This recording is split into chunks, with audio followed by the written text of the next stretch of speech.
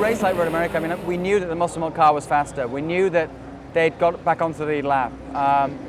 When it went green on the final restart, Mike White, our team manager, who talked to me on the radio, basically said there's 20 minutes to go. And I'm just pushing like hell. I mean, I'm pushing as hard as I can. And he said to me that Lucas was catching, almost 1.5, 2 seconds a lap. And I knew that he was coming, and I was just pushing and pushing. And, it was 15 seconds, it was 10 seconds, it was 8 seconds. And they're saying to me, push hard, push, push, push. I'm like, I'm really pushing as hard as I can. They're going like, push harder, push harder.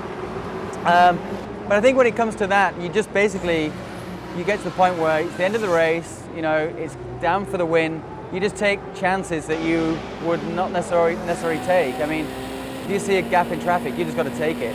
You just go for it. You risk it. You risk everything for that moment.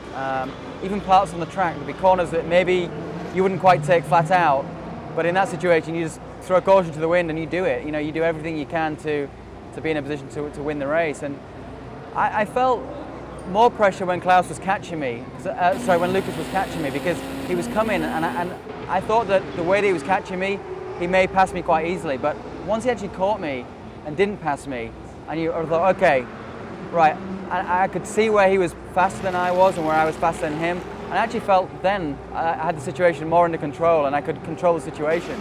And so for like sort of 4 or 5 laps there, it was very, very close. And at the end of the race on the last lap, I knew, knowing Lucas, I knew that he would probably have a go trying to pass me. And going into the last corner, it was like, do I defend or not? And I kind of half defended and really, Lucas been a great driver, took that opportunity to pass me. But he came past me at such a rate of knots and at such a tight line that I knew that his exit would be compromised. So my initial response was, oh damn, he's passed me. But then I was thinking, okay, what can I do to make the best of this? So I just basically braked, overslowed the car and tried to cut back to the inside, which allowed me to get alongside him. And then we trimmed the car in practice to make it go quick in a straight line. And it was just enough to get that win. So it was an exciting race. It was probably more nail-biting for the guys on the pit wall than it was perhaps me in the car. But to watch it back is very exciting.